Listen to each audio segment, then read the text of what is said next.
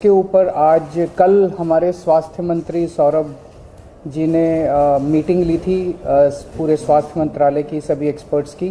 आज मैंने उसके ऊपर मीटिंग ली। पूरे देश भर का अगर हम देखें तो सेंट्रल गवर्नमेंट ने लगभग 2 हफ्ते पहले 6 स्टेट्स आइडेंटिफाई किए थे जिसमें कोरोना ज़्यादा बढ़ रहा है। वो थे गुजरात, महाराष्ट्र, केरला, कर्नाटका, तमिलनाडु और तेलंगाना। उसमें दिल्ली नहीं था। तो उन 6 स्टेट्स में कोरोना ज़्यादा बढ़ रहा है, उनको स्पेशल हिदायतें दी गई थी, भाई आप थोड़ा सा ध्यान रखिए। लेकिन हमने अपनी तरफ से, क्योंकि दिल्ली में अगर हम देखें तो 15 मार्च को लगभग 42 केस थे जो डेली केसेस आते हैं, ये बढ़ के 15 दिन के अंदर 30 मार्च को 295 केस हो गए।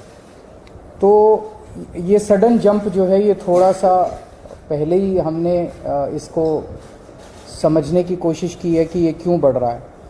तो 30 मार्च को कल की डेट में 295 केस थे। एक्टिव केसेस अभी तक के हो गए हैं 932 और टोटल टेस्ट्स जो हमने कल किए थे वो थे 2363। वैसे अभी कोई चिंता की बात नहीं है, 295 केस है, लेकिन हम समय रहते जो भी स्टेप्स उठाने की ज़रूरत है वो उठा रहे हैं। अभी तक टोटल 3 डेथ्स हुई हैं, उनमें 2 डेथ्स परसों हुई थी और 1 डेथ और 4-5 दिन पहले हुई थी।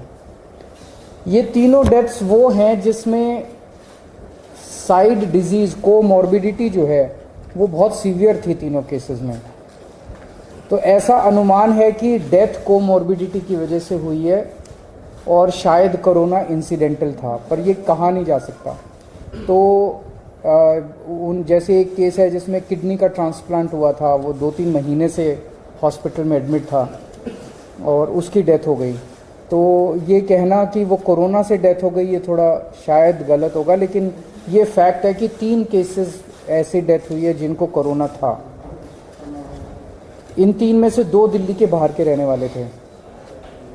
अभी इस वक्त जितने भी हमारे केसेस पॉजिटिव आते हैं 100% केसेस की हम जीनोम सीक्वेंसिंग करा रहे हैं। उसका हमारा मकसद ये है कि अगर कोई भी नया वेरिएंट अगर निकल के आए तो हमारे को पहले से पता चल जाए कि कहीं कोई चिंता का विषय तो नहीं है। तो 100% केसेस की जीनोम सीक्वेंसिंग करा रहे हैं। इस वक्त जो सबसे प्रिडोमिनेंट वेरिएंट आ रहा है वो है XBB 1.16। लगभग 48% केसेस में ये वाला वेरिएंट है और जो बाकी भी हैं उनमें भी इसी वेरिएंट के कुछ सब वेरिएंट्स हैं। इस वेरिएंट की 3 क्वालिटीज़ हैं। ये वायरल बहुत तेज़ी से हो रहा है, बहुत तेज़ी से फैल रहा है, लेकिन ये सीवियर नहीं है बिल्कुल भी। ना तो इसमें कोई तेज़ सिम्टम्स हैं और ना ही इसमें ज़्यादा हॉस्पिटलाइजेशन की ज़रूरत है और ना ही इसमें डेथ्स की ज़्यादा चिंता है। तो सीवियरिटी इसकी कम है, लेकिन इवेजन टू इम्यूनाइजेशन है कि अगर आपने वैक्सीन भी लगवा रखा है तो ये उसकी परवाह नहीं करता, ये उसके बावजूद भी ये इन्वेड कर जाता है। एक जो हम लोग दिल्ली में कर रहे हैं कि सीवेज जो है उससे हम एडवांस में पता करने की कोशिश करते हैं कि कहीं कोरोना तो नहीं आ रहा। तो मिड फरवरी तक जितने हम सीवेज के 7-8 जगह से पूरी दिल्ली में सैंपल उठाते हैं सीवेज के और उनको टेस्ट करते हैं। पहले अगर कोरोना आता है तो पहले सीवेज में कोरोना डिटेक्ट होना चालू हो जाता है।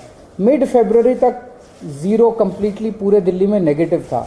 उसके बाद से धीरे धीरे पॉजिटिव कुछ सैंपल्स में आना चालू हुआ और पिछले 15 दिन में अब ये सीवेज में पॉजिटिव इसके वो निकल के आ रहे हैं। हमारी इसको लेके पूरी तैयारी है। वैसे तो कोई भी चिंता करने की ज़रूरत नहीं है, बहुत कम अभी केसेस हैं और कोई सीवियरिटी भी नहीं है, लेकिन तैयारियों को देखते हुए हमारी 7,986 बेड्स हमारे अभी तैयार हैं कोरोना के लिए।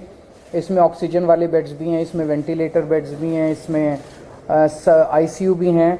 7,986 बेड्स हैं जिसमें से 66 बेड्स केवल ऑक्यूपाइड हैं। 66 RT-PCR के टेस्ट करने की हमारे पास सफिशिएंट क्षमता है। लगभग 4,000 टेस्ट हम सरकारी लैब्स में करने के लिए हमारे पास क्षमता है और प्राइवेट लैब्स में तो 1 लाख से ज़्यादा टेस्ट पर डे करने की क्षमता है। वैक्सीन भी बहुत अच्छा परफॉर्मेंस अभी तक रहा, नेशनल एवरेज से ज़्यादा अच्छा रहा।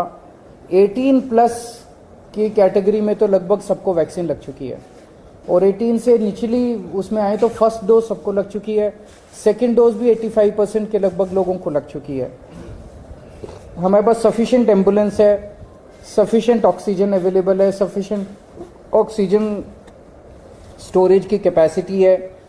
26 मार्च को हम लोगों ने 38 सरकारी दिल्ली सरकार के हॉस्पिटल्स की खुद ब खुद एक मॉक ड्रिल की थी कि बाई चांस अगर हो जाए तो, और इसमें जितने मान लीजिए कोई इक्विपमेंट काम नहीं कर रहा था, ऑक्सीजन वाली अवेलेबल है नहीं है, वैक्सीनेशन, सारी चीज़ों की एक से ट्रायल करके देखा था कि सारी चीज़ें काम कर रही है कि नहीं कर रही। अब केंद्र सरकार के निर्देश आए हैं, 10 और 11 अप्रैल को एक बारी सारे सरकारी और प्राइवेट हॉस्पिटल्स की मॉक ड्रिल की जाएगी।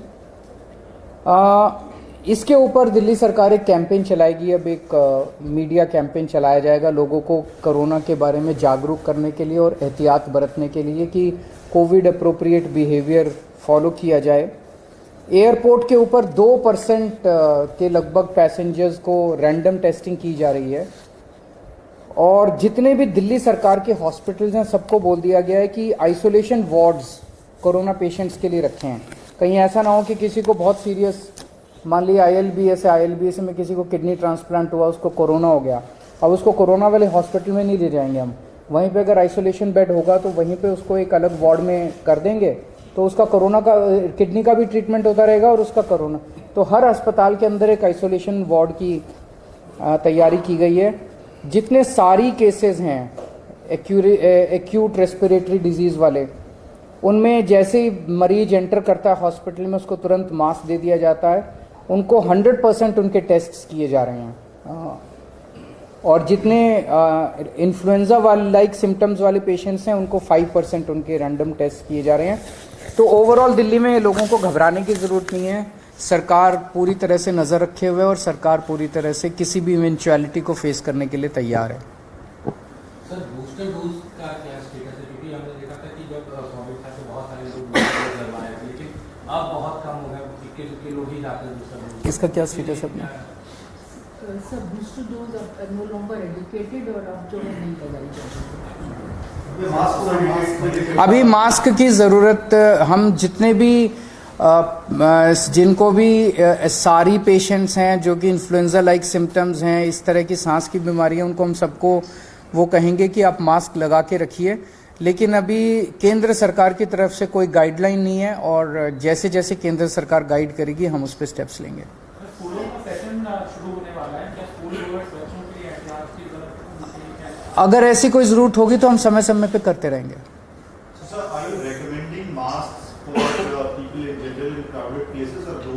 We are recommending masks to those who have respiratory disease like SARI, ILI, etc. Sir अक्सर ये देखा जाता है केस बढ़ते थे, हम रैंडम टेस्ट करा देते थे, खासतौर पर एयरपोर्ट और बस अड्डों पर। एयरपोर्ट पे 2% कर दी है, 2% उसको बढ़ाया जाएगा, ज़रूरत पड़ेगी तो बढ़ाएंगे, बिकॉज ये सारी चीज़ें जो भी हम कर रहे हैं, देखिए सबसे ज़्यादा एक्सपर्टीज़ केंद्र सरकार के पास है, and we look up to the central government for giving guidelines from time to time. जैसे जैसे केंद्र सरकार हमें गाइड करेगी हम उसको पूरी तरह से फॉलो करेंगे। उसको आपको याद होगा कि डिजास्टर मैनेजमेंट से अलग कर दिया गया था कोविड को, so now this is not being monitored by DDMA और NDMA। Thank you.